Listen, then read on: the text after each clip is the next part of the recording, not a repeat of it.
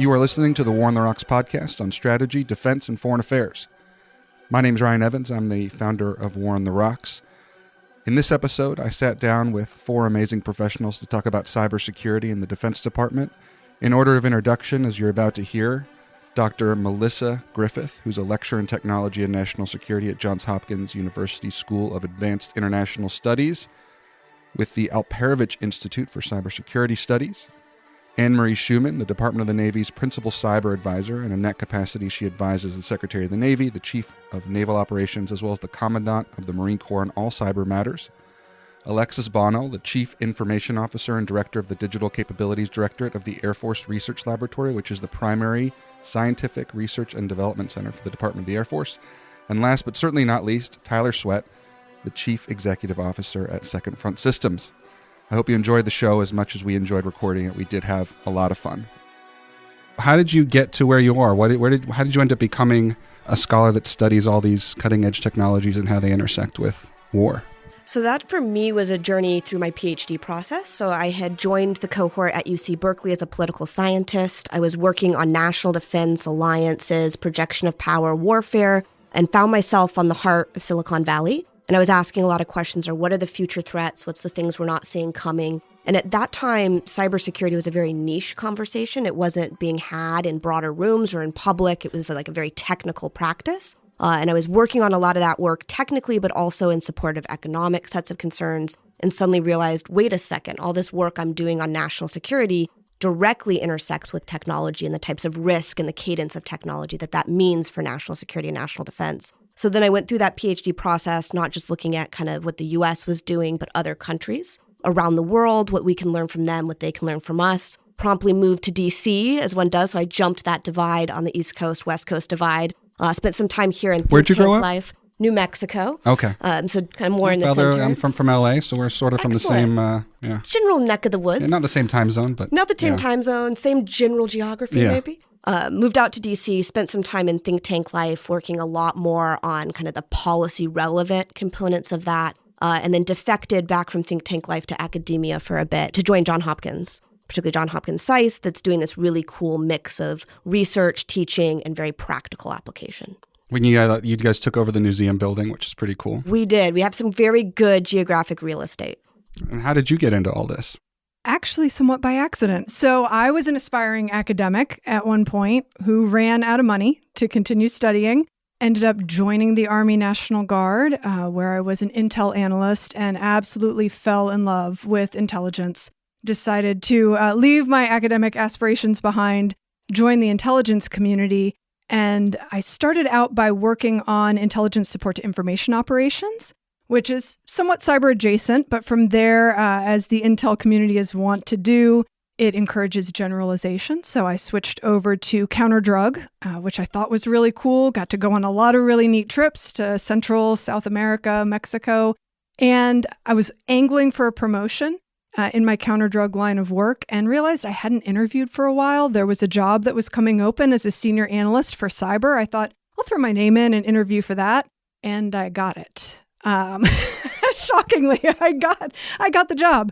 And then I had a new love, and it was all cyber from there on out, and I never looked back. So I jumped from the intel community over into the Department of Defense policy world and spent some time on the joint staff after I did policy, and now I'm the Department of Navy principal cyber advisor. And you were telling, before we started recording, this cool story about how you working for the J6 during the re-invasion of Ukraine. Yes. That must have been a really interesting time for cyber stuff. That was absolutely an interesting time for cyber stuff. And it happened, I think, my first month in the job. So it was a trial by fire into our joint processes. And as we were discussing before we started recording, really seeing the gloves of the bureaucracy come off and just how fast the Department of Defense can move when motivated by crisis and need. Can you tell us a cool counter-drug story? You got anything? Did you board any narco subs or anything like that? No, I was an intel analyst, so that's the weenie job. I read the Jack Ryan novels. I don't know what's going on. No. Most of my time spent behind a computer. I did really enjoy though going to for 3 weeks, which, if you know anything about that city, is a lovely place where most of the narco traffickers keep. So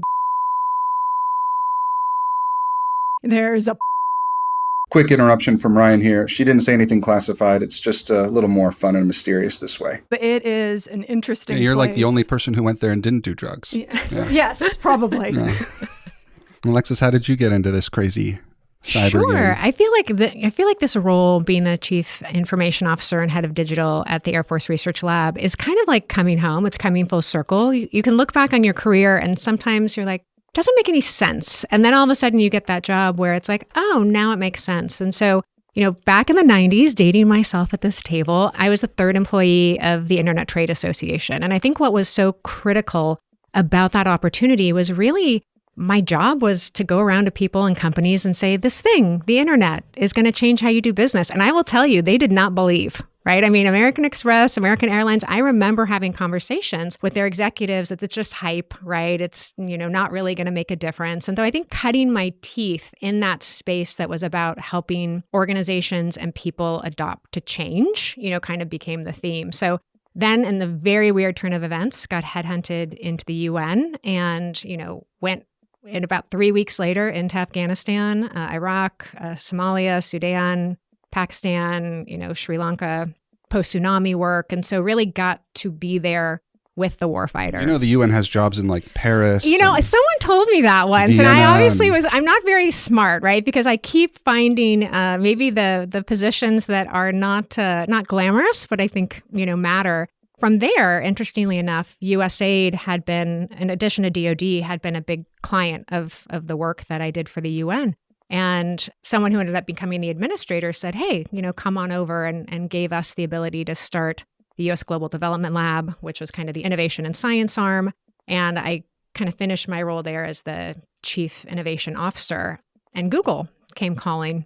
And I thought what was really interesting about the Google experience, maybe like some of the other speakers have said, is the intentionality about what I wanted to learn there, right? I really wanted to know what was real and what was, hype in technology, what needed to cost $200 million. How do you actually do security when you've been attacked by a nation state player and zero trust?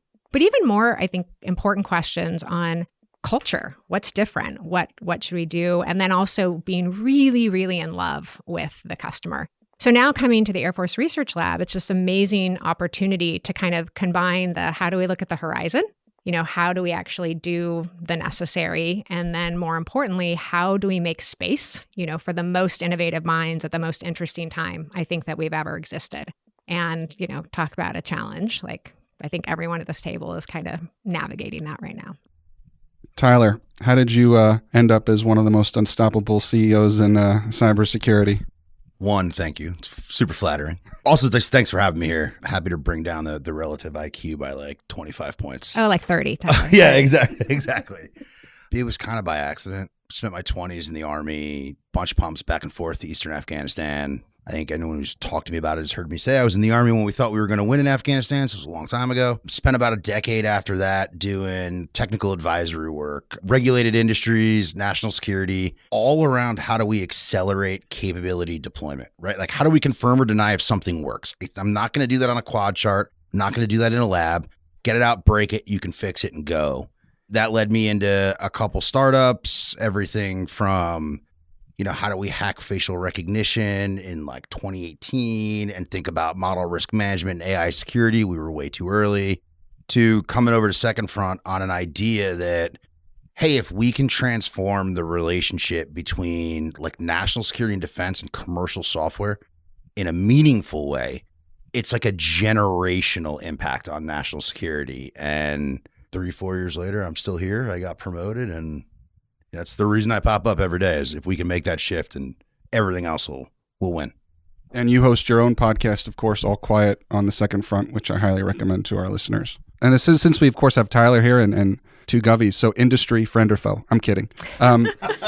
Let's, one of the things that I know that everyone has to deal with in cybersecurity that I think probably doesn't get as much public attention is struggling with culture and trying to shape culture around cybersecurity. Would love to hear how that manifests itself in all your day-to-day? Yeah, I mean, I'll jump in. I think it's really interesting. One of the things I didn't realize I was taking on with my role was authorizing official, right? So you add that to kind of the 4 titles that I have to wear. What does that mean, like, for those of us who... So in essence, most technology requires an authority to operate. And so what the AO does is actually bears kind of the ultimate responsibility for saying yay or nay on that authority to operate. And I think what was so, quite frankly, number one, I think everyone tries to avoid that role as much as they can. It is really thankless. In some cases, the identity is very tied to kind of the last punch in the face, right, that someone has to go through as they navigate the process. But I think for me, it's actually been really interesting to reflect on this role over the last year. Number one, I think it's highly underappreciated because you really are taking on an incredible amount of risk and a very, low risk appetite, framework that government and defense often are. But I think the other thing is it really makes you decide how you're going to tick every day when you wake up, right? And so, I've had conversations, especially when I was first starting this role, with other cyber leaders. And the first thing out of their mouth was, they've hired a bunch of people to go after AOs who make the wrong call. And then on the flip side, I hear from Secretary Kendall, we've got to bring it better every day. And so the question about which side of the bed do I wake up on? Do I wake up on the scared side, right? Or do I wake up on the, it's my job to get the best stuff through to the best of my ability side? And I would just end on the fact that, asking people to be empathetic, that there's not a lot of incentive for me to wake up on the not fearful side. And every day I really have to decide to roll over an extra 4 times to try to get over and have such respect for my team, right, that have to navigate that every day. I forget his name, but he works at the CDAO. He posted something on LinkedIn about how he just went through a bunch of mandatory training that was basically all the different ways he'll go to jail if he screws up. I mean, that is your most popular training, right? Is jail, is door number 1, jail is door number 2, jail is door number 3. Jail is door number 4. And by the way, adversarial advantage is door number 5, but make sure you kind of get on your hands and knees to crawl and find the door. On the other hand, we have these warfighters who really clamoring for the capabilities that labs like yours can deliver. So how do you think we can shift from this compliance mindset that we're stuck in right now to actually bringing the warfighter's needs to the front and warfighting risk rather than centering it around the risk of authorization or focusing purely on cybersecurity risk? How do we make it more warfighter centric? I mean, I think 2 things that we were talking about before, kind of coming online together. I think one is we have to be equally conscious about the equation of impact. When we start adding things like processes and checklists, I like to refer to them as toil, right? So it's really interesting in government because we don't seem to have a lot of barriers to adding toil or criticality. We have a lot of barriers, though, to doing, and we don't seem to understand the relationship. So I think the first one is that, we should be equally thoughtful that if you're going to add 3 steps to a process or you're going to require a certification,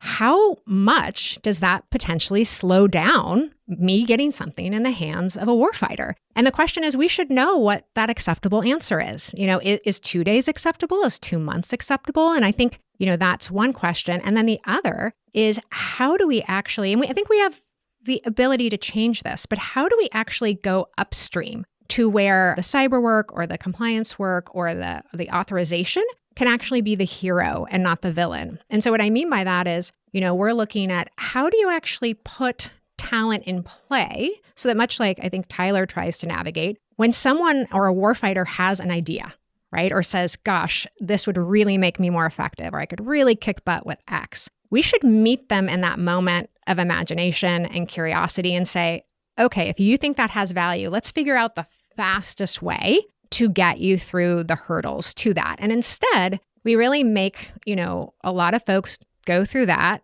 The companies go through a whole bunch of things. And at the very end, it's like a cliffhanger, right? You wait to see if you've been accepted. And I think there's so many things, if you went upstream and thought about security as a service and not as a compliance issue, that would allow us to culturally move the needle. I know someone whose company does that. Yeah, but it's bigger. Yeah, I mean, shameless plug. Second Front's awesome, but I think it's a really interesting philosophical sort of conversation that I've been having with a bunch of folks, which is from that sort of security as a service and thinking about that as an enabler, vice an inhibitor.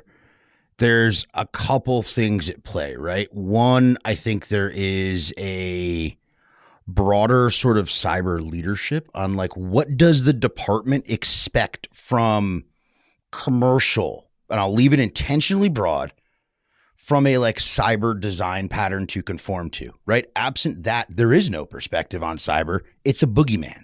Right. You bring me a rock. Oh, but that's not the right exactly rock. right. Well, which rock is right? Well, not that one. And then you think about, and this is like sort of heretical for the space I'm in, but if I look at the department and the lag on like public cloud, right? Like CSPs, use Google, AWS, and Azure and OCI, so big four. I say, hey, are we actually going to get to a spot where I need security as a service, or do I need certain cyber capabilities and artifacts that allow me to then have sort of like a federated consumption? Because what are we, like 10% cloud penetration? So when I agree, right, if we're going to look at like industry best practice, we're going to think about how regulatory, like highly regulated sort of markets are doing it. There's precedent, there's playbooks, there's a ton of greatness you can do. You can abstract away a lot of sort of the complexity and the granularity, but you've got to sort of like have an opinion and make some bets. And I feel like the department has gotten very comfortable working in 10-year cycles, and like anything sub that makes them so uncomfortable that the risk is change, and they're actually just rejecting change. And we see that we experience that as a symptom in our daily worlds, because we're all sort of trying to accelerate capability or cyber posture, or bring new frameworks in.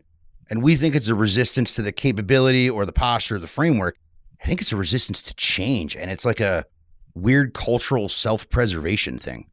This is one of the things that definitely keeps me up at night, right? And it's around kind of timing, but also what does success look like? So I think that one of the things that is often lost in this mix is not what checkbox does you check, what is sort of the specific cost of something, what's that kind of immediate tactical value add. It's how does that contribute to a broader posture, right? What is the success? How do you know that you accomplished what you were hoping to accomplish in these spaces? And I think that goes back to actually having to ask yourself, how much cost is too much cost? How much time is too much time? And that's going to differ. I think the 10-year cycle is okay and long, prolonged, big power competition of the past, sort of those time horizons were quite long. And a 10-year cycle in a period of peace seemed adequate, I think, or turned out to be, whether that's an accident in history or not. But I think what we're seeing as we kind of events are unfolding across Europe, but also in our own kind of planning, is that cadence is much faster in that space. And the kind of long, exquisite, incredibly secure systems that are deeply resilient are kind of the ideal world, but they're not the realistic world. And it's probably better to have a series of 5 cheaper, less secure systems that are deployable and easily replaceable than the one really exquisite that you can't use because you can't lose it. So I think there's kind of those pieces that are worth teasing out. What does success look like? The other, I think, that's kind of present in this conversation around culture, and I see this, I think, heavily as an academic, both serving kind of in the Bay Area, but now in DC, is the culture of the tech community and the culture of DoD, but also the culture of DOJ versus DoD versus kind of the United States versus France, that there's a lot of different kind of historical and bureaucratic frames of mind that are coming to the table, and they're not speaking the same language. And I don't mean some are speaking French and some are speaking English. They'll literally use the same terms to mean different things, right? So even just something like speed or timing, right, or indicators of compromise can mean radically different things in the room. And so I think one of the things that holds a lot of promise that I'm excited to see SAIS doing, and I'm excited to see more and more institutions doing, is teaching people to be fluent and proficient in multiple languages. Because if timing really matters, you need to be able to listen to the warfighter, but also listen to the tech community. What do I have on shelf? What can I provide? What's the actual thing you want from me, right? Which is sometimes actually very hard to get to the bottom of. It's sort of, I think I'll know it when I see it, which is very hard to design to. And you can have a much faster cadence. But if you're having to start from sort of bring me rocks and I'll let you know which rocks work, and then we'll have to go through a rock acquisition process. And 10 years from now, I'm not going to want to throw the rock because it's a thing of beauty. That's just too slow, and the culture got in the way in that space. So the point you bring up is sort of this idea of disposability. And that is very anathema to the Department of Defense, right? We plan in 10-year or longer cycles, especially when you think about our major investments. a ship, a tank, right? These are things that may be in our inventory for 50 or more years. So this idea that we might spend money on something that might only be good for a year because it doesn't survive sort of cyber contact with an adversary, and that's okay, right? Did it serve its purpose in that year or two is a very different mindset, and I think is getting at that heart of the conversation we're having about the need to incorporate time into our risk management, which if I get super nerdy about risk and talk about the joint risk management framework, which is a process that the joint staff uses to try to calculate risk, time is not a major factor in there. You can go look up that joint pub, but the speed of delivery or the speed of adversary action is sort of maybe implicit in that framework. And I think we're really talking about needing to make time explicit here in our decision making. Yeah, I mean, I think one of the things that was so surprising coming from Google into this was exactly this issue. And, I remember about 4 months into it looking at it and saying, something's irritating me and I can't figure out what's irritating me. And it was this fact that no one sees time as a weapons platform here. In almost any other industry, time has value, right? A minute maybe is important as a missile, but no one was treating time like a weapons platform. And I thought what was really one of the biggest, people ask me what's different, right, about being here versus Google. And there's actually 3 things that we have to do as organizations really well. And exactly to your point, we have to start things, we have to maintain things, and we have to stop things. I challenge anyone listening right now to give me an example of something that if you're within, DoD or government, that you have intentionally stopped doing. And part of this is that ultimately, I think we're in an age now where people have to be comfortable with right for now, not right. And, the last thing I would say is that while at Google, part of what we looked for, which was exactly what you raised, which was the time horizon pre-COVID was 5 to 15 years. It shrank generally to 6 months to 9 months. In AI, it's 2 months to 5 months. So if you're talking about, being able to keep up, the reality is we have to put things out and expect them. We have to navigate kind of change engines versus time capsules. Yeah, but I'm still kind of pissed off about you guys shutting down Google Reader. Still not over that. Hey, deprecation, man. You gotta stop some things to make blood, sweat, and tears available for others. I'll say just on the time aspect, I mean, a violent sort of plus one for me, but I think to yes, and it's a little, I think I see it different than a weapon system, and I see it as a finite resource that every decision we make should be us striving to gain an unfair advantage against our adversary from a temporal standpoint. Yeah. The only thing time and focus are the only 2 things you can slew off and guarantee failure. Well, and not only that, the only thing that our adversary and we have the exact same amount of is time. Yeah, you want to flip it back to the, the old Afghan valleys of, hey, you have the watches, but we have the time. How do we become the insurgent here and not build ornate, perfect mega cyber systems? And I mean, if CrowdStrike hasn't shown everybody, it doesn't matter how perfect or omnipotent it is. The more omnipotent, the more risk. And I think that question of this assumption, and we saw it in innovation, and I feel like in government, we navigated it a bit better. But, part of the aha in innovation is realizing that what you do now can be just as risky as what you're proposing to do. And I think a lot of times in government and technology, this assumption that what we're doing now isn't risky is probably our biggest weakness, because the reality is the adversary knows what we do now. So it actually is our biggest weakness. And yet we're used to organizing it, to having process around it. It makes us feel in control. And the reality is we may not have the luxury of that type of control state as we look to the next decade. We have to be, really emphasize things like curiosity, right? Or really asking, how do we ask and answer what if faster than the adversary? Well, time is a weapon system, as we were sort of joking before, as the bureaucracy can use it. Slowness is the weapon system. And part of it is the incentives. There's very few incentives for people to take action, say yes to things. But one thing on the issue of time is, what are we seeing in the cyber domain from Ukraine and Russia and their sort of action-reaction cycles, to the extent you can talk about them, of course? I mean, I'm actually going to quote someone, I guess 2 weeks ago, there was the Development Innovation Board output. And one of the Defense Innovation Board, ALPIT. And one of the gentlemen there made an observation that in the Ukraine context right now, there were Ukrainians and those who are supporting them will put out software that in essence is countered by Russia within 2 weeks.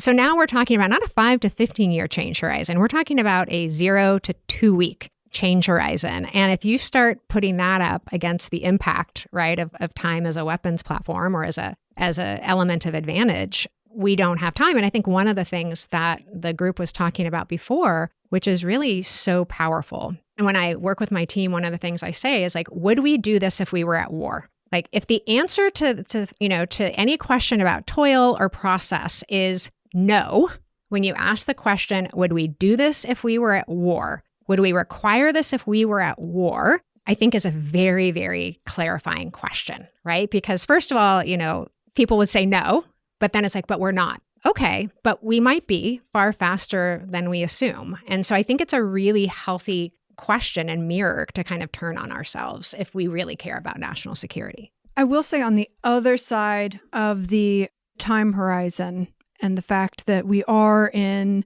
a phase where we still have time to prepare, right, for future conflicts. When we look at Russia and Ukraine, one of the things that Ukraine did, learning lessons from the previous Russian invasion, was to prepare and to harden those systems. So while there is an acceleration, they may put out new software and it may be compromised within 2 weeks, we did see that those preparatory actions were very important to their initial capability to defend and maintain some of their systems, particularly civilian critical infrastructure. So I would just caution that I think there can be a certain nihilism sometimes about, it's why even try, right? But we have to try, and preparation and defense, I think, are a worthwhile endeavor. But it has to be done at a time and place where we're not in conflict because, as you said, the acceleration during crisis doesn't allow for that response. I think you're spot on. I think preparation to the point of advantage makes all the sense in the world. So there's a difference, I guess I would say, between activity and progress when you talk about preparation. I think the other thing is you're looking at events in Ukraine, and it is true, right? What you do in peace is different than what you do when you're at war. And if anything, time is more on our advantage, right? It's on our side now, and it won't be in a period of conflict. I do think, though, it's important when we look at kind of the cadence in Ukraine, it's not just the offense is on an incredible pace and cadence, it's also the defense. The OODA loops are just incredibly quick on both sides, and that compromise doesn't always mean impact. And so I think sometimes we look at the news in cybersecurity, and it's like, how many devices? And you can get these, how many devices were hit by a wiper? And it looks really sensational. But the sort of impact of those things is questionable sometimes. And so sort of thinking that piece through, I think it is increasingly, one of the things we see in Ukraine, it's increasingly difficult for Russia to generate impacts as the war progresses because they're sort of losing specific access. They're pushing to the edge. The cadence is much, much quicker in that space. And it's also harder for the Ukrainians, right, to secure those systems as that cadence kind of shifts. But I think this also goes back not just to time, but what is your desired end state? So in periods of peace, you're ideally, hopefully planning for war so that there isn't one. But if there is one, you sort of are victorious in that moment. In periods of war, right, the question is, can I maintain a functionality as long as possible at a certain cost, right? And so when we think about resilience, often in the US, that conversation is sort of bad things don't happen.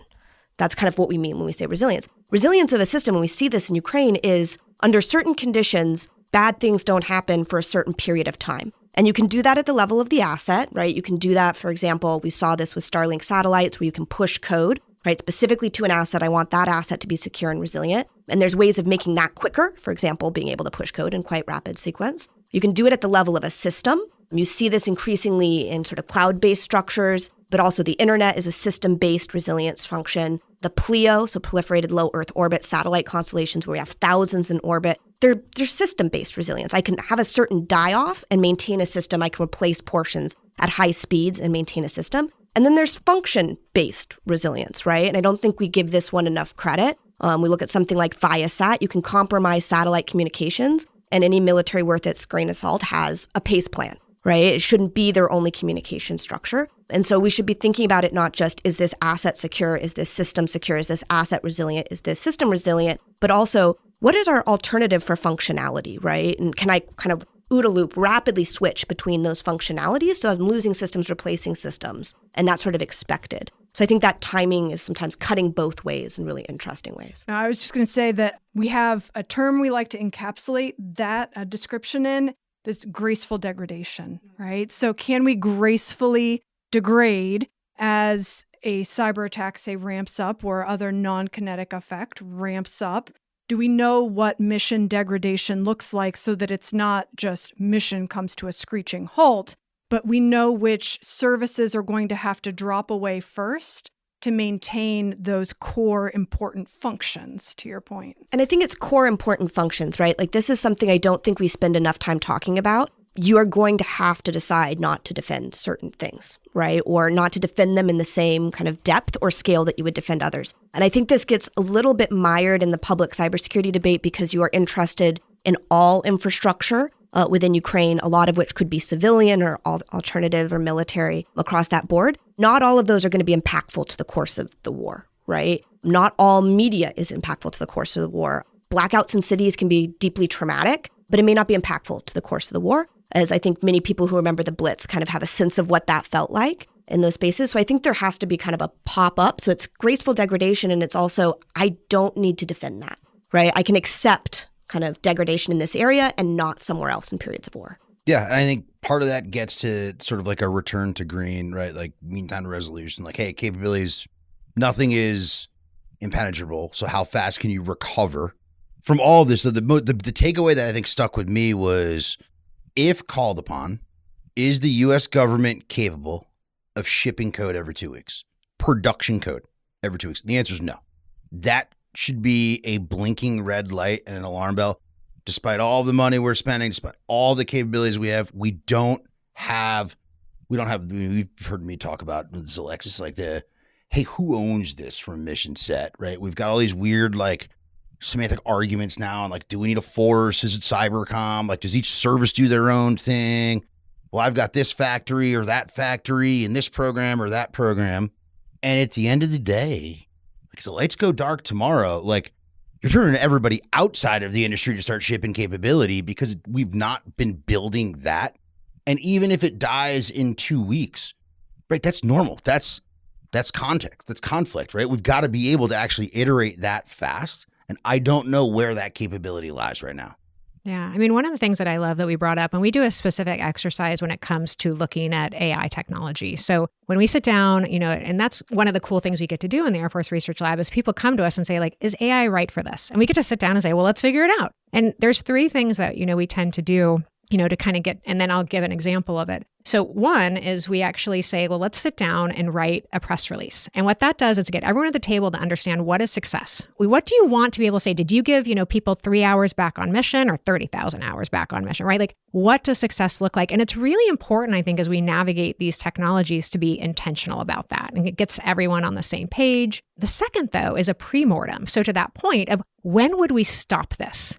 Do we expect that this would stop because it's been overtaken by a different technology? Do we expect this would stop because it might go off the rails? Do we expect this would stop because we're not going to have enough compute, right? And actually running from the very beginning, running through the process to assume that you will stop at some point using or doing something, and actually having everyone be on the same table, around the table to say, okay, here's where it could stop. And actually now we're all sensitive to, if we see these things, right, that like maybe, stopping is important. And, when it comes to AI, and the third thing, we do a 10-10 exercise, meaning especially with generative AI, if you're going to use it, you have to know 10 things, have 10 questions that it's going to get right.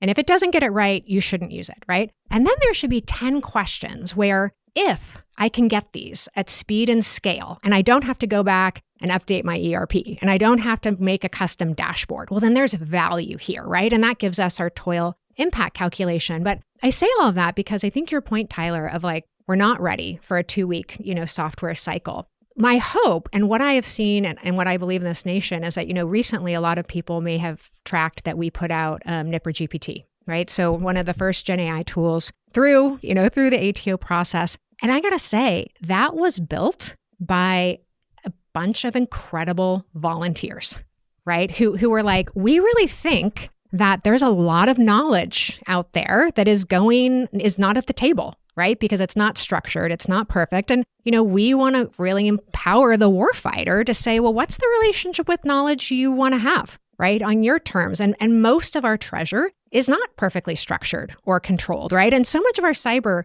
right now is responding to the information that we have intentionally gone and structured. But I always like to remind people that is often 6% of our knowledge, right? 6% of our knowledge have we actually structured and we now kind of protect. So all of a sudden, for a group of volunteers to say, well, what would it look like to put all the knowledge on the table?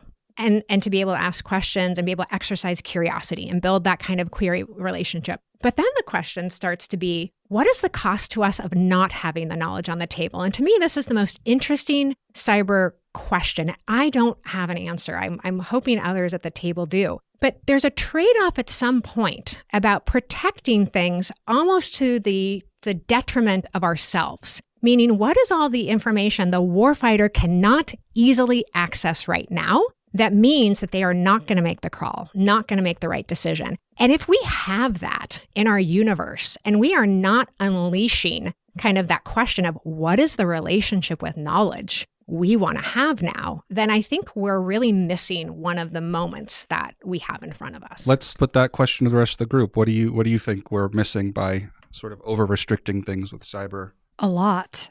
So I think one of the ways that I've seen this play out, even pre-artificial intelligence, military, we love our exercises. It's one of the ways we look at our PACE plans, we do, planning and make sure that we're ready, resilient.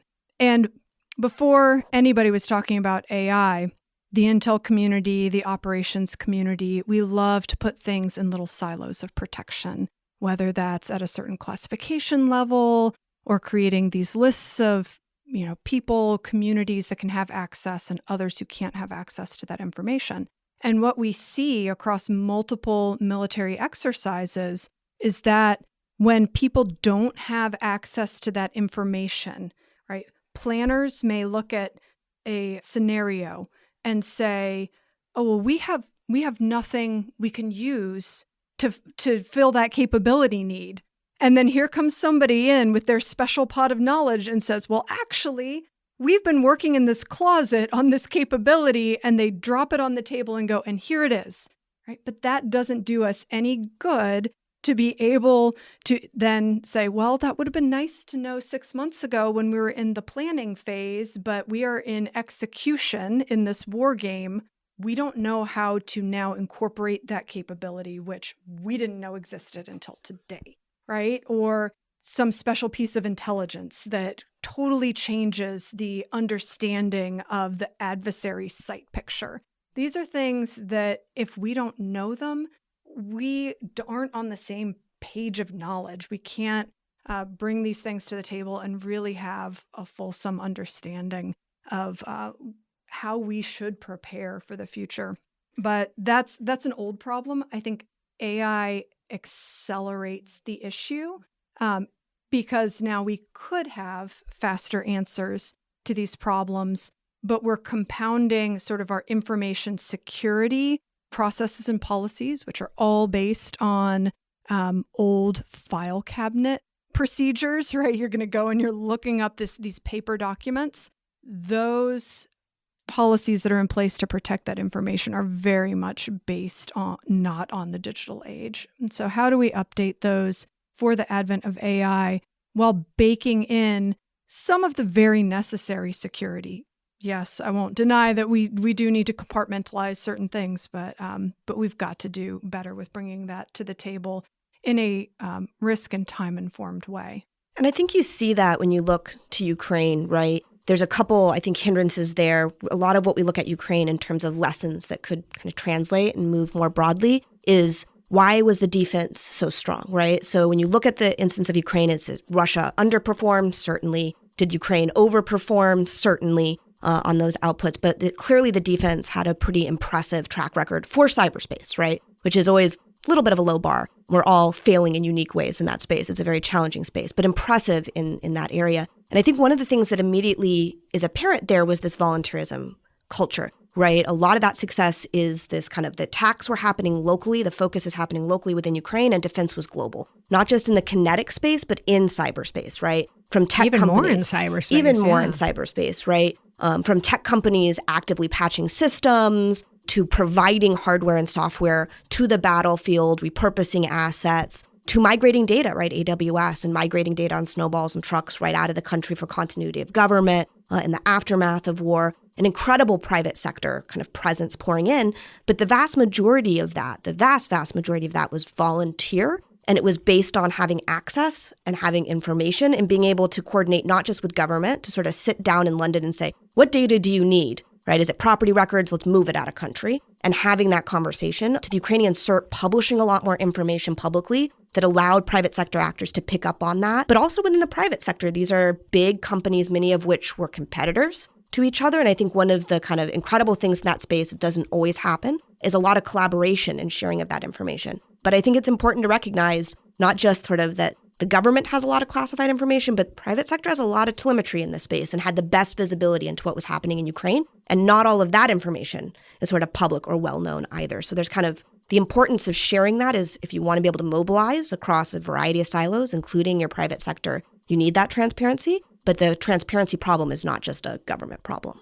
Yeah, I think the stovepipe explanation encapsulates what I'll get at here, but what was it, like third offset? It was data to decision. And we were talking about all these like cool catchphrases where like if all of our data is just federated to oblivion, nobody's actually generating insight there, which means we're not gaining an unfair advantage. There is no hyper-empowered individual. There's no super-empowered individual. There is no sort of, the hyper-empowered operator. All of that isn't there because we're not architecting in a way. And forget like the legacy systems, and I get it. Like this data sits in different things on different metal. I got it. But like we're not even taking a real like API strategy and like how are we going to make these accessible so that like break glass in case of, and push Gonculator 3B4 and then it connects. Like I don't think we really have that capability.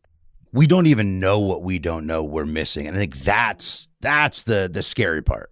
So I think it goes back to the earlier comment about what relationship do you want to have with knowledge, right? What are those critical decisions we in the Department of Defense need to make? And then working backwards from there to say, to make this decision, my decision making would be better if I knew. And then looking at what data could support that decision making, right? So that you're like my favorite person right now, like with that comment, just because I think this is great. This is great Air Force Navy. Right, we're gonna bring it. Yeah. We're gonna bring it. But I think what's really interesting about what you're talking about right now is we to the point of adaptive identity, we forget how much identity and how much of our conversation is around a tool, a system, a software, a platform. And, that actually in itself is incredibly restrictive. And we do it to individuals and we do it to organizations. What I mean by that is, when I first came into my role, one of my team members got introduced as the SharePoint lead. And I was like, you as a human being contributing to our organization is not in my head going to be known as the SharePoint lead. And that's nothing against SharePoint. It's you are more than that, right? You are bigger than that. Your job is to bring together, to collaborate. You happen to use this tool right now. But if you think about it, if you want people to be able to change, to see value in change, and you lock their identity into something that they think their job security is their knowledge of a particular tool at this time, they're the least incented people to bring you, a change. And I think this question, like you said, about, and this has been really interesting for me as a CIO, getting to just work with some of these incredible leaders and labs, and they're so smart. And I think sometimes there's that first, conversation where I say, they expect me to talk about a tool or a platform or a system, or that's what they know. That's the nomenclature they're used to. And I sit down and say, what's the relationship with knowledge you want to have? And they're like, what do you mean? I was like, no, really, what relationship with knowledge? And not only that, a question I love even more is, how would your people be different? Or what behaviors would you want out of your people if you had the right relationship with knowledge? And in particular, we talk about it on kind of curiosity level 1 to 10. So what I loved about what you said is right now, there's a lot of that, here's a rock, right? The commander, the general will say, I need X, right? Something they didn't need before that wasn't built in the system. And if you think about it, that's their curiosity level 1. They've asked a question that is from the, kind of gut or, around what's kind of circulating. And so everyone then runs off and scrambles to answer curiosity level 1. What's more interesting is to sit down and say, we can find you the answer to C1. The question is, what would you do with it? Right? And so if you can actually go to C2, well, what decision would you make differently, which would lead you to whatever? And I think sometimes we don't actually respect enough of this question of our relationship with knowledge to take a quick second and say, what would that lead you to? It's almost like the 5 whys, right? And if you can get a leader thinking to like curiosity level 6 or 7, I will tell you that the solution fundamentally different when you're talking about that level of thoughtfulness than you are when you are in the C1 kind of rock, chasing. If I was going to give you a counterpoint or an alternate perspective, I would say, hey, how do I get the staffs there? Because I go back to, being a young lieutenant or a captain, and I'd tell the company, hey, I need formation at 8, and then first sergeant would have them at 7:30 to make sure they're ready, and the platoon sergeants at 7, and the squad leaders at 6:30, team leaders at 6. Next thing you know, the effing troops are up all night when I need to have a 5-minute conversation. So if you think about the gating that is well-intentioned, assign positive intent to it, but the gating that occurs at a knowledge level for primary staff and principals, the amount of things they aren't even getting a chance to consider because, some council of colonels or GSs or contractors have gated that. I don't know if we're capable of having that conversation until we change the mindset of the gates. So I want to shift gears to workforce, which is pretty much what we've already segued into. I have this sort of working hypothesis that point 1, some of our problem is we treat too much cyber as arcane knowledge, is we're too focused on building cyber experts and focusing on the cyber experts rather than ensuring that this is actually shared knowledge throughout the workforce in a world where, let's be honest, everyone needs to know not just something about cyber, but actually quite a bit about cyber. And I would love to hear about how all of you think about that in DoD, but also industry. I mean, there was a great quote, actually, that one of your colleagues said at a conference at ITSEC a couple years ago. He said, worrying just about the government part of your cybersecurity problem is like cleaning half of your pool. Yeah, so I think there's a couple things on workforce. So to throw another quote in there, that's one that I find entertaining, although I am not a fan of mayonnaise, so I wish we had picked a different condiment. But I am, when I say I'm not a fan, take that as like a Didn't have this on British my bingo card for this conversation at all. I'm not gonna lie. Not a fan of mayonnaise. But is Miracle Whip okay? No. Okay, just checking. I mean, there's some people who... Aghast. Get a good mustard. Anyway, I'm derailed. Not a fan of mayonnaise, but Jay Healy had this quote, and I think it's accurate, which is kind of cybersecurity is the mayonnaise of every sandwich. So whatever job you hold, whether that's within DoD or more broadly, cybersecurity has something to do with your job, right? It's a deep horizontal. And so I do worry about kind of the push to create too many of its own verticals, to kind of specialize that knowledge. I do think you need a base knowledge in the same way that you need a base knowledge around risk or around hardware, depending on your jobs, and supply chain, right? DIB, Defense Industrial Base, what does that look like in regardless of your job? I think this is actually an area where we can kind of take some lessons from other countries, right? So particularly if you're looking to countries like Estonia or Singapore that have a conscription service, of course, and kind of a volunteer service that's quite robust, and Finland does the same thing, they educate their entire workforce because they touch their entire workforce through their kind of military, and they educate them all on a base knowledge in the same way that, like, how do you hold a rifle, right? What is some basic knowledge that you need to know to navigate that job? And then certain others specialize. And we don't have that same kind of military structure for obvious reasons in the country, but I do think there has to be a kind of a base inoculation, right? The mayonnaise in every sandwich, whereas I would say the mustard, because it is the better condiment and the kind of supremacy of condiments. He hates mustard too. That's unfortunate. Well, we were together on mayonnaise. We're divided now over mustard. The culture divide is real. Are you going to insert sriracha here, or is there like no? Okay. I love sriracha. Let's go. It's the sriracha in every sandwich. But yeah, so I think it has to have that base level, and then you build from there. So I worry about that kind of lack of proficiency. I think the other piece is not everybody that's integrated into that workforce, and I will say I'm excited to see some of these efforts out of DoD. You can integrate and leverage talent in other areas without having to have them in your own kind of structure. And that's very helpful in terms of like industry relationships, but also academic relationships and standing up some of those pieces. We always sort of talk about it like be the backbench right? You can pick up the call. You have a lot more time. We have a lot more free time, academics, to think hard about some of these things and can feed in some of that specialist knowledge when others have to have much more robust and broad portfolios that they're dealing with. So I think broadening your understanding of workforce, not to just who's on your payroll, but how do you liaison and kind of harvest the best ideas elsewhere? And also recognizing every person needs some base level of these kind of technology questions. And I wonder too about that. I wonder how, again, to the point of disadvantage, how much we've assumed that when we say everyone needs to know that person must look like a STEM graduate to be useful, right? I think one of the things that's been the most impressive thing to me about, bringing especially generative AI, into the table is it really is a technology for the humanities. And so I think it's a real question of what does it look like, to put all of your knowledge on the table, but then everyone be a knowledge worker or a cyber, part of the cyber protection. And, I think that for a long time, we assumed that characteristic is only going to come in the form of your kind of typical hyper, STEM graduate. And as an example, one of the things that, in my research on generative AI, everyone assumes that it's the engineer, the data scientist, et cetera, that's going to be the best wielder, right, of generative AI. And I will tell you right now, it is not. The lawyers, the PR people, but let me tell you, the most surprising one to me is moms. Moms are incredible queryers. And if you think about it, it makes sense, right? Because for me, I've got 3 kids, they're in their 20s, and it's like, let me ask you that question in another way, right? Like, I'm not sure I'm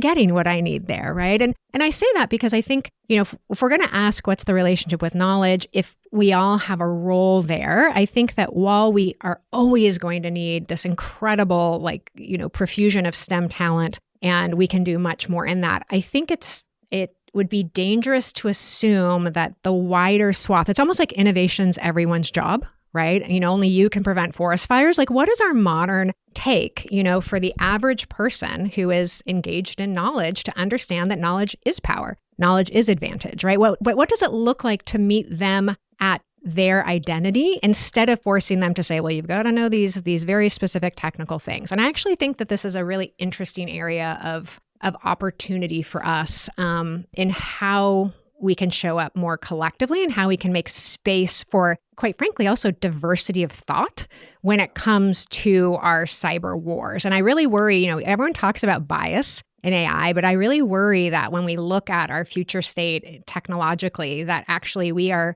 biasing out based on good assumptions, from our history of who is actually going to be a strong contributor in our future state. And I wonder, what that looks like. I would love to second sort of foot stomp this, because I think cybersecurity is not just a technical practice, right? It's an organizational or bureaucratic, it's a social practice. It has strategic consequences, operational consequences, tactical consequences, all of those voices. And the diversity of voices in the room. So kind of an example of this, I was in a kind of closed door conversation with some friends, and we were talking about what we were seeing in Ukraine. And in that room, you had folks that spent a lot of time thinking about this from sort of a more DoD perspective. And they were coming very much from looking at Russian activity saying, all right, it's about integration, right? This is about maturity of integration of forces, and we're not seeing it from the Russians, so they're failing, and would we do better? And then those of us that didn't have that same background, that had a very different kind of political science, more academic background, were going, yeah, they look like they're doing strategic bombing, but without the bombs, right? Like the kind of terror that comes with strategic bombing does not occur when you're hacking, but it's a sort of more indiscriminate,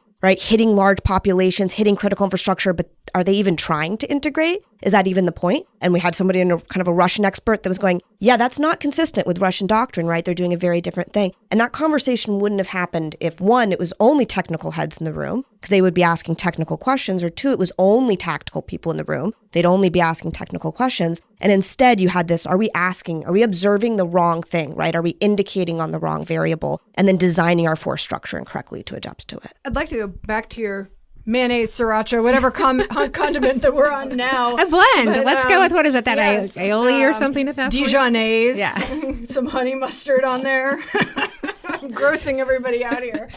But this idea of, what is the modern equivalent of our baseline training? So we have to move beyond our annual cybersecurity, Greg and Tina 1 hour cyber challenge in the DoD. Yeah, don't click the link, for the love of God. We wouldn't put a sailor, a Marine, a soldier, an airman, a guardian in the field without knowledge of basic life-saving measures coming out of basic training. right? We wouldn't put them out there without knowing how to operate their rifle. That is basic equipment. And yet every single one of them, I don't care if you're a medic or a mechanic, we all use computers.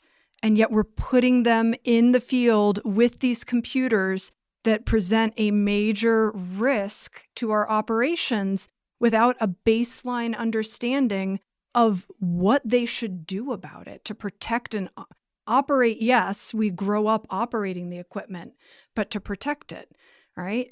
As part of learning to shoot a rifle, you also learn to clear a jam. Well, that's take it apart and clean it. I think that's an interesting pivot to seeing the technology as an ally, right? I mean, like this is one of the things to me that's been so interesting about AI is a very intimate technology, right? It really allows an intimacy with the knowledge and an augmentation. And so, to your point, having someone come in and saying, okay, this is like a battle buddy, right? But it's not in flesh and blood, right? It is a battle buddy of a different sort. And I've got to know it. I got to know the guy, right? Or the gal, like in that battle buddy that is fighting next to me. And I'm responsible for like life saving. And I'm also responsible, for being able to say like, are you in a good state to make, this call? I mean, so I think that question of being able to, and obviously there's a lot of work in human machine teaming, but I think if in some ways, if we actually blessed the idea of looking at technology like a really healthy augmentation that was a partner to you, we would actually stimulate more people to say, well, then I should probably know about it,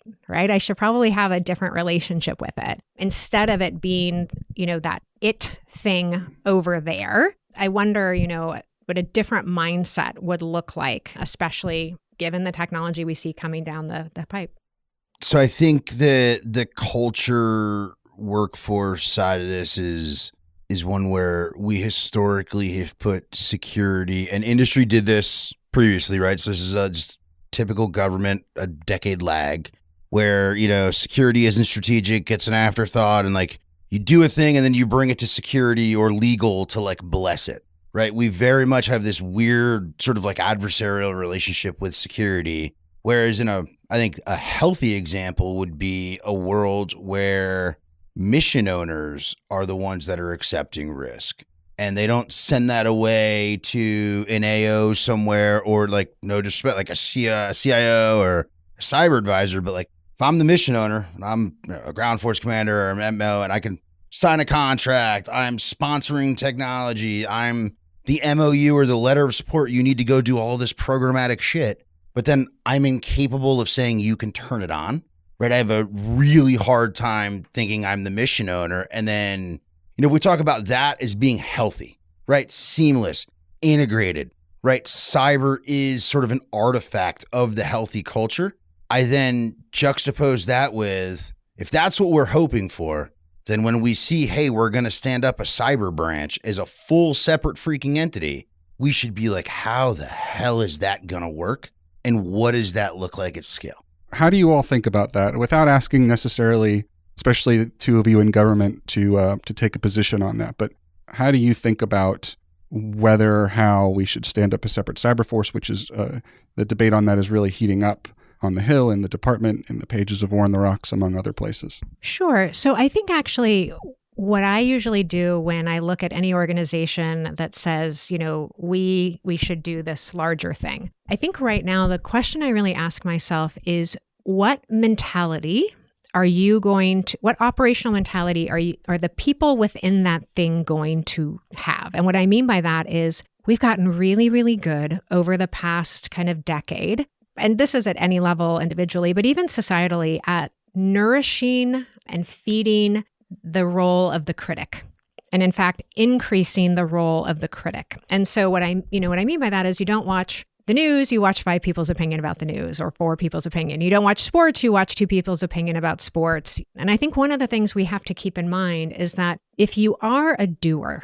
if you are truly willing to be the gladiator in the ring, right, the mission owner, if you're really there, we have to ask ourselves, and this is something I had to ask myself as I came into, to AFRL and to my work, is how many of my people's jobs are critics and how many of their jobs are doers? And being able to really make sure that we were always overweighting to the doer side. And so I think when we think about anything, whether it's, kind of cyber force, whether it's anything, I think the real question is, what are they held accountable for? How are they expected to show up? And this would be true no matter what the description was. If they're expected to show up and bring this incredible talent set by doing, by partnering up, by becoming the BFF of someone who's trying to bring something operational, et cetera, like that's going to be amazing, right? If they or anyone else are coming up and in essence with the role of kind of critic, right? Or slowing something down or pointing out the ways that something might be risky, but not accountable to solve it,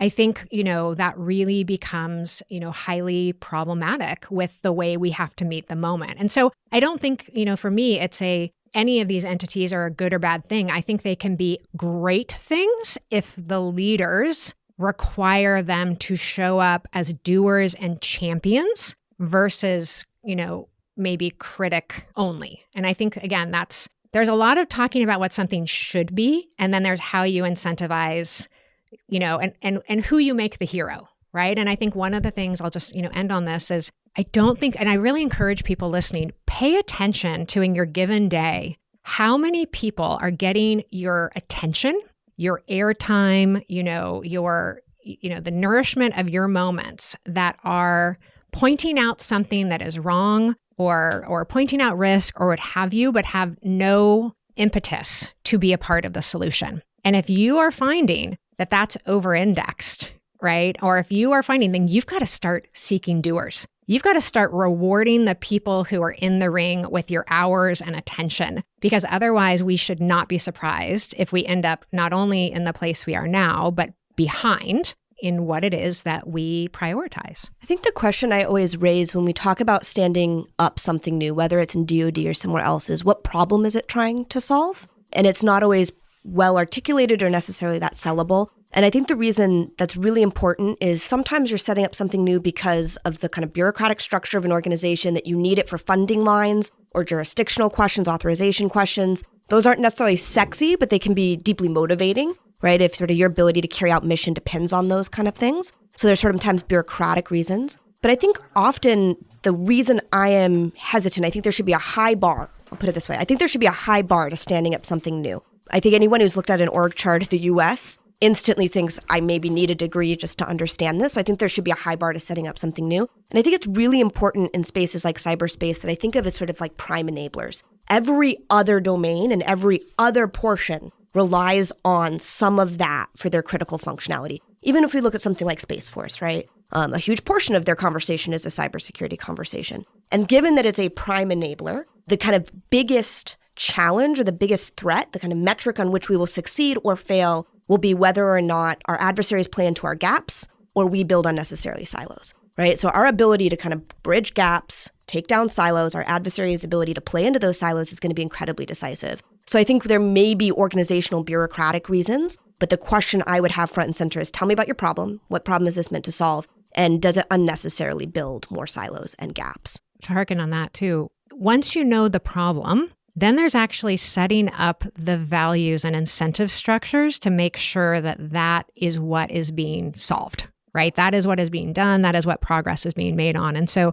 I'm totally in agreement. I think these types of things are really exciting if they become additive and an advantage gathering. And in some ways, sometimes I look at these things and say, whose life will this make easier? Right. And I think if there's a clear answer to that, and if those people understand that's part of the mission, then that's incredible. I would flip this on its head, right? The question's not, should we get a cyber force? The question is, what problem does the DoD need solved? And cyber force is one of the answers. For example, right now, if we have been, over-indexing on defensive versus offensive, if we have a new range of technologies like AI that we want to move through more quickly, and we don't have enough people who really understand them, who are comfortable with them, then being able to have, kind of additive champions is amazing.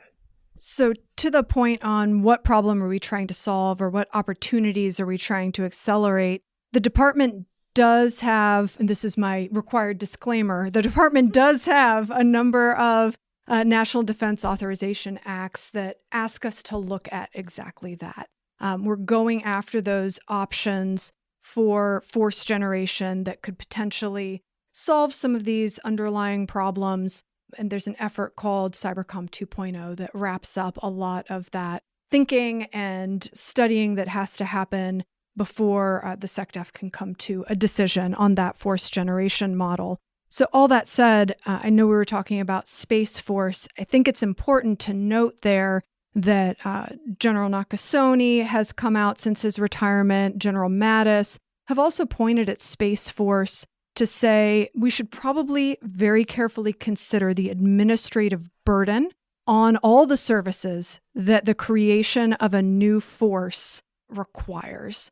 So when we think about the stand-up of a cyber force, you can't think of it solely in terms of taking the existing cyber mission force at Cyber Command, plus potentially forces from the services, and putting them together. It is not just that. It is administrators, it is lawyers, it is medics, and the services are all already struggling to recruit and retain those forces, in addition to struggling to recruit and retain cyber forces. So there really has to be a careful consideration on the administrative burden.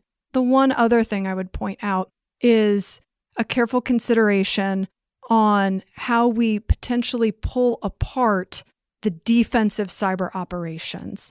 Right? On the offensive side, I think it can be sort of excised much more cleanly if that was the choice for force generation, although there are still significant consequences that would have to be considered there. But on the defensive side, the services will always maintain a requirement from the authorizing official level up to defensive operations to defend and secure our own networks. So that is a subject I haven't heard talked much about, is how would we pull apart potentially those roles and responsibilities? That has to be considered really carefully, especially when we're talking about this period of concern between sort of now and 2027 and what disruption that could potentially cause to the services and to Cybercom. I love part of what you're raising strikes me, and it's going to be a perfect handoff to Tyler. So get ready, bud. I think the first is, to that point of like, our job is to start, maintain, and stop. So the interesting thing to me is anytime anyone wants to bring me something, I'm like, well, what does this allow me to stop doing? As much as, you want it to start. But I'm struck by, when you think about the commercial merger and acquisition model, right? The intentionality around, to your point, kind of bringing things together. There is incredible calculation on very practical synergies, right? Very practical, no joke. What are we going to stop doing? What do we now have 3 of that maybe we only, have 1 of, or other things? And so I think that, not just in this instance, but we can take some lessons from when you're looking at, effectiveness, or if you're looking at the private sector, what are the intentionalities around and what are the metrics, if you will, around whether, in my case, starting anything, right? In this case, starting something, potentially at a much grander scale makes sense. And I think that thoughtfulness is always actually really helpful too, because for those of you who've kind of been around, the merger acquisition, it kind of creates like a roadmap so that everyone who's involved in it understands what's trying to be achieved and what is changed. And I think that, story really matters, and people's identity, and how they show up in the current org or the new org really matters. And I think that, my hope is that intentionality is so powerful. I think I'll take us home trying to be brief on this one. I think if we just spent, an hour or whatever, time and birds, both not real, so I don't know how long we've been here, but a material amount of time talking about sort of the bureaucratic and administrative limb facts and the cultural challenges, I would question how we solve that with an additional layer of all of that just thrown on top of. Right. That to me feels like, hey, we're going to do the complete opposite of Occam's razor, and we're going to assume 4 or 5 perfect acts of God are going to enable this. And, to go back to my old days as like an Intel planner or an ops guy, like if you have to assume an act of God for your thing to work, your thing will not work. Right. So that's where I'll leave us there. Yeah. Hope is not a course of action. That's right. Yeah. This has been a great episode. I'd love to have you all back on the show to talk about the AI aspects of cyber, which we didn't get to, but this is a really great group, and thank you so much for joining the show. Absolutely. Thank you. Thanks so much for listening to this episode of War on the Rocks. Don't forget to check out our membership program at warontherocks.com/membership. Stay safe and stay healthy.